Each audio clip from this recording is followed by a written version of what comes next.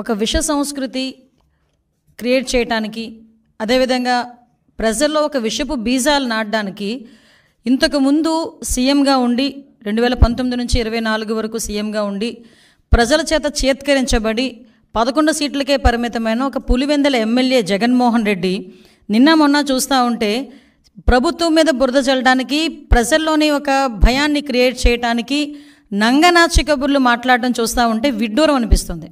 ఎందుకంటే సుమారుగా 2019 నుంచి 24 వరకు కూడా అతను సీఎం అయిన తర్వాత నుంచి కూడా అంబేద్కర్ రాజ్యాంగాన్ని పక్కన పెట్టి రాజారెడ్డి రాజ్యాంగాన్ని ఇంప్లిమెంట్ చేయడానికి పోలీసుల సైతం తన చెప్పు చేతుల్లో ఉంచుకొని ప్రజలందరినీ భయభ్రాంతులను చేసి, ప్రజల మీద హత్యలు చేసి, ప్రజల్లోని ఒక భయానకమైన వాతావరణాన్ని క్రియేట్ చేసి, ఇతగాడు కనుక ముఖ్యమంత్రిగా ఉంటే మేము ఎవరూ కూడా బతకలేము అన్న ప్రజల్లోని ఒక అభిప్రాయం ఏర్పడిందంటే అతను రాజారెడ్డి రాజ్యాంగాన్ని ఎంత క్లియర్గా ఇంప్లిమెంట్ చేస్తాడో మనందరికీ అర్థమవుతుంది. దాని యొక్క పర్యవసానమే చంద్రబాబు నాయుడు గారు లాంటి వాళ్ళు, పవన్ కళ్యాణ్ గారు లాంటి వాళ్ళు, మోడీ గారు లాంటి వాళ్ళు ఈ రాష్ట్రానికి అవసరము, ఈ రాష్ట్ర అభివృద్ధికి అవసరం అన్న ఒకే ఒక ఉద్దేశంతో 164 సీట్లు ఎన్డీఏకి ఇచ్చి ప్రజలు ఈరోజు గెలిపించి సీఎం స్థాయిలో మన చంద్రబాబు నాయుడు గారిని, డిప్యూటీ సీఎం స్థాయిలో పవన్ కళ్యాణ్ గారిని కూర్చోబెడితే అది చూసి ఓర్వలేక ఏ రకంగానైనా గవర్నమెంట్ మీద బురద చల్లుదాము, గవర్నమెంట్ని ఇరకాటంలో పెడదాము అని చెప్పి శవ రాజకీయాలు అన్నవి స్టార్ట్ చేసిన పరిస్థితి చూస్తూ ఉంటే జగన్మోహన్ రెడ్డి, పులివెందుల ఎమ్మెల్యే జగన్మోహన్ రెడ్డి నీకు సిగ్గనిపించట్లేదేమో కానీ ప్రజలందరూ కూడా చూసి సిగ్గుపడుతున్నారు. ఎందుకంటే అసలు ఎందుకు ఓడిపోయాము అన్న దాని గురించి వాళ్ళు చర్చించుకోవడం పక్కన పెట్టండి. ఎందుకు ఓడిపోయారన్న సంగతి వాళ్ళందరికీ కూడా తెలుసు. కానీ ఈరోజు ఎక్కడో ఒక మాచర్లలోని వర్గ విభేదాల వల్ల జరిగిన ఒక హత్యను తీసుకొచ్చి దాన్ని వేదికగా మార్చుకొని ఏదో రకంగా తిరిగి తీసుకొచ్చి నంగనాచి కబుర్లు మాట్లాడాలి, ప్రజల్లోని మళ్ళీ ఒక భయాన్ని క్రియేట్ చేయాలి అని చెప్పి బురద జల్లే కార్యక్రమానికి శ్రీకారం చుట్టడానికి అని చెప్పి ఒక డైవర్షన్ పాలిటిక్స్ చేయడానికి ఈరోజు మళ్ళీ జగన్మోహన్ రెడ్డి ముందుకొచ్చి మొన్న ప్రెస్ మీట్లో మాట్లాడాడు. నిజంగా చెప్పాలంటే జగన్మోహన్ రెడ్డి ఆ రోజు మాట్లాడిన మాటల్ని బేస్ చేసుకొని ఈరోజు గవర్నమెంట్ ఎందుకు అతని మీద చర్యలు తీసుకోకూడదు? ఎందుకు నేను ఈ మాట మాట్లాడుతున్నానంటే ఆ రోజు జగన్మోహన్ రెడ్డి మాట్లాడుతూ చాలా ఎలిగేషన్స్ చేశారు. ఆ ఎలిగేషన్స్లో సుమారుగా 36 రాజకీయ హత్యలు జరిగినాయి ఈ 45 రోజుల్లో. దగ్గర 300కు పైగా హత్యాయత్నాలు, 35 ఆత్మహత్యలు అని చెప్పి ఏదో 560 చోట్ల ప్రైవేట్ ఆస్తులను ధ్వంసం చేశారని రకరకాలైన ఎలిగేషన్స్ అనమాట. 490 ప్రభుత్వ ఆస్తులను ధ్వంసం చేశారని, 1000 వరకు దౌర్జన్యాలు, దాడులు చేశారని ఫిగర్స్తో సైతం ఇచ్చారు. వీటన్నిటి గురించి పక్కన పెట్టు. 36 రాజకీయ హత్యలను మాట్లాడు. నీ దగ్గర డేటా ఉందా? డేటా ఉంటే నాకు ఇవ్వండి ఒకసారి. యాజ్ హోమ్ మినిస్టర్గా అడుగుతున్నాను నేను. నీ దగ్గర నిజంగానే 36 రాజకీయ హత్యలు జరిగినాయి అని చెప్పి నీ దగ్గర కనుక డేటా ఉంటే ఇవ్వు. డేటా లేకపోతే ఎందుకు అలా చేసావు? నీ మీద ఎందుకు చర్య తీసుకోకూడదు పులివెందుల ఎమ్మెల్యే జగన్మోహన్ రెడ్డి నీ మీద? ఎస్, ఒకసారి చెప్పాలి. 36 రాజకీయ హత్యలు కాదు, అసలు యాక్చువల్గా రాజకీయ హత్యలు అని చెప్పి ఏదైనా మాట్లాడుతుంటే రాజకీయ హత్యలు జరిగినవి 4. మీకు ఇంకో విషయం చెప్పనా? నేను ఇది ప్రజలకు చెప్తున్నా, జగన్మోహన్ రెడ్డికి చెప్పాల్సిన అవసరం లేదు. ఎందుకంటే జగన్మోహన్ రెడ్డికి విషయం తెలుసు. కానీ ఏదో రకంగా గవర్నమెంట్ మీద బురద జల్లాలి కాబట్టి, చంద్రబాబు నాయుడు గారి మీద బురద జల్లాలి కాబట్టి ఏదో రకంగా అడ్డదారి తొక్కైనా మళ్ళీ ఏదో రకంగా సీఎం కుర్చీలో కూర్చుని పోవాలని కలలకు అంటున్నాడు కాబట్టి ఈరోజు మా మీద బురద చల్లడానికి 36 రాజకీయ హత్యలు, 300 మంది దాడులు, అవి ఇవని చెప్పి ఫిగర్స్ సైతం చెప్తున్నాడు.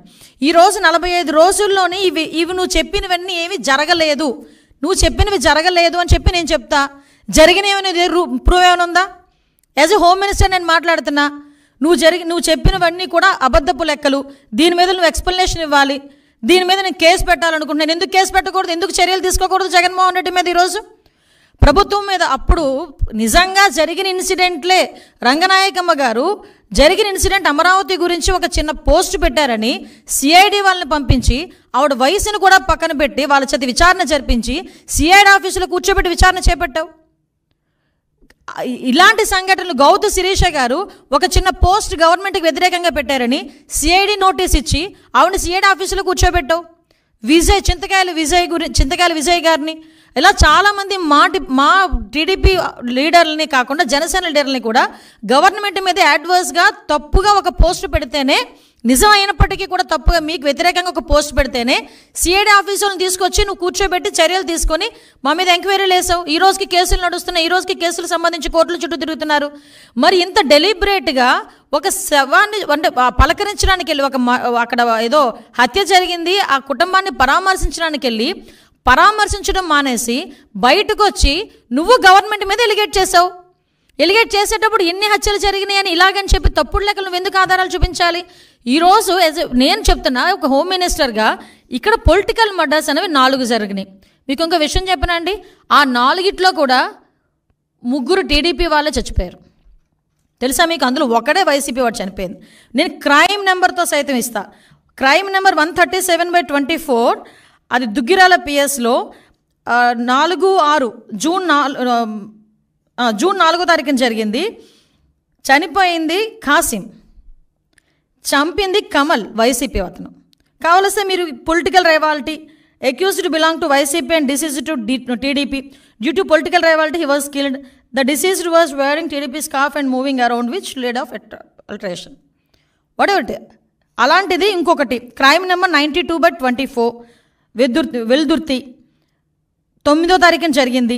డిసీజ్డ్ టీడీపీ ఎం గిరినాథ్ చౌదరి, టీడీపీ అతను చనిపోయాడు.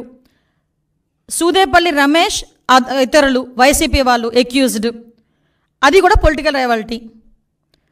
క్రైమ్ నెంబర్ 92/24 పుట్లూరు, అక్కడ మాత్రమే ఎరకయ్య అని ఒక వైసీపీ అతను చనిపోయాడు.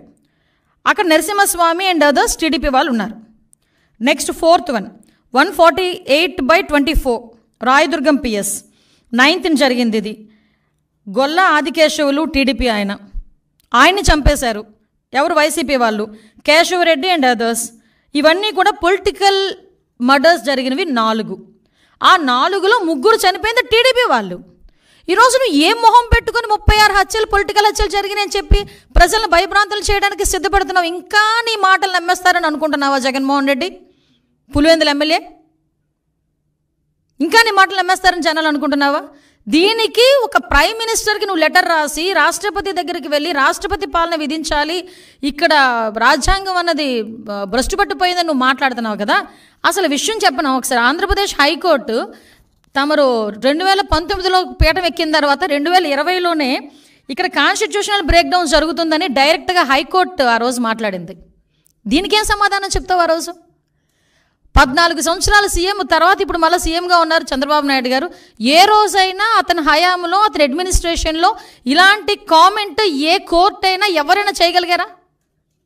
ఒకసారి చెప్పండి. నువ్వు పీఠం ఎక్కిన ఒక సంవత్సరంలోనే, సీఎం అయిన సంవత్సరంలోనే ఆంధ్రప్రదేశ్ హైకోర్టు ఇలా మాట్లాడింది నీ మీద. ఇది అథెంటికేషన్. నేనేం వేగ్గా మాట్లాడట్లా, అబద్ధం చెప్పట్లా నీకులాగా. అంటే నువ్వు ఈరోజు పొలిటికల్గా మన కాన్స్టిట్యూషన్ బ్రేక్ డౌన్ అవుతుందని చెప్పి రాష్ట్రపతి పాలన విధించాలని ఏకంగా మాట్లాడుతున్నావంటే నీకు ఎంత తహతహగా ఉందో అధికార పీఠంలో కూర్చుని పోవడానికి నాకు అర్థం. అంటే అధికారం కోల్పోయి నెల రోజులకే ఏ రకంగానైనా దొడ్డిదారిని ఎలా అయినా వెళ్ళిపోవాలని ప్రజల్ని మభ్యపెట్టడానికి నువ్వు చేస్తున్న మైండ్ గేమ్ క్లియర్గా జనాలకు అర్థం కావాలనే ఉద్దేశంతోనే నేను ఈరోజు ప్రెస్ ముందు కూర్చున్నాను. ఈరోజు ఎవడైనా పరామర్శకి వెళ్ళి అమ్మ ఎలా జరిగింది, ఎంతమంది పిల్లలు, ఏంటి నీ పోషణ ఏంటి, నా మనిషివి కదా, నీకు ఎంత కాంపన్సేషన్, పార్టీ నుంచి ఎంత కాంపన్సేషన్ ఇస్తాను, ఇలాంటివి మాట్లాడాలి. అతగాడు ఏం మాట్లాడాడండి? నీకు అమ్మఒడి వచ్చిందా, అమ్మఒడి నేను ఉంటే ఇచ్చేవాడిని, వసతి దీవెని ఇచ్చేవాడిని, ఇప్పుడు చంద్రబాబు నాయుడు గారు అవన్నీ ఇచ్చారా, అవన్నీ అయినాయా, ఇవన్నీ మాట్లాడతాడు ఎవడైనా? మైండ్ దొబ్బిందని తెలుసు. మరీ ఇంతలాగా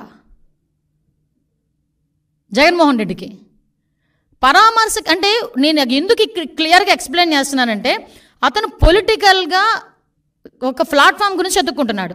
దానికి మాచర్ల అనే ఇష్యూని క్రియేట్ చేసుకున్నాడు. వినుకొండ అనే ఇష్యూని క్రియేట్ చేసుకున్నాడు. ఆ వినుకొండలో జరిగిన ఇన్సిడెంట్ గురించి పర్టికులర్గా దాని మీద ఏదో రకంగా వెళ్ళి బురద జల్లాలనే ఉద్దేశంతో అతను వెళ్ళి అక్కడ మాట్లాడాల్సిన మాటలు మానేసి, హత్య జరిగిన చోట రషీద్ గురించి మాట్లాడడం మానేసి, రషీద్ గారి తాలూకా కుటుంబం గురించి మాట్లాడడం మానేసి ఫోటోలు చూపిస్తున్నాడు. ఎస్, నేను ఉన్నట్టే ఫోటోలు చూపించావు. ఫోటోలు చూపించినప్పుడు ఏం చెప్పావు? ఎమ్మెల్యే గారి భార్యకి కేక్ తినిపించావు, 10 సార్లు నొక్కి నొక్కి నొక్కి నొక్కి చెప్పావు. మా వాళ్ళు సోషల్ మీడియాలో వేస్తున్నారు, భారతి గారితో ఫోటో ఉంది అతనికి సెల్ఫీ. మరి ఎమ్మెల్యే గారి తాలూకా ఒక్క జిలానీనే హత్య చేశాడు, జిలానీనే అరెస్ట్ చేశారు, మిగతా వాళ్ళందరినీ ఎందుకు అరెస్ట్ చేయలేదు? ఇతనితో ఇంతమంది ఫోటోల్లో ఉన్నారు అని నువ్వు అన్నప్పుడు భారతి గారిని కూడా అరెస్ట్ చేయాలా? నిన్ను కూడా అరెస్ట్ చేయాలి, ఎందుకంటే నీతో కూడా సెల్ఫీ ఉంది. నేను చూపించమంటే చూపిస్తా. భారతి గారితో సెల్ఫీ ఉంది, ఎందుకంటే ఇంతకుముందు మీ పార్టీలో చాలా యాక్టివ్ పార్టిసిపెంట్ కదా. వాళ్ళ మధ్యలో ఉన్న వర్గ విభేదాలతో ఒకరినొకరు అక్కడ చంపుకోవడం అనేది తప్పు. నేను దానికి ఏకీభవించట. చంపుకోవడం అనేది ఎట్టి పరిస్థితుల్లో అంత బ్రూటల్గా చంపడం అనేది తప్పు. ఇమ్మీడియట్గా అరెస్ట్ జరిగింది, రిమాండ్కి పంపించాం. ఎక్కడ కూడా ఎటువంటి ఇబ్బంది కలగకుండా చూసుకున్నాం. నువ్వు వెళ్ళి రెచ్చగొడుతున్నావు, మళ్ళీ అక్కడికి వెళ్ళి వినుకుండా నువ్వు వెళ్ళి అక్కడ రెచ్చగొట్టి నువ్వు మళ్ళీ తిరిగి మాట్లాడితే పరిస్థితి వచ్చిందంటే ఒకసారి నీ తాలూకా మైండ్ సెట్ ఒకసారి ఆలోచించు.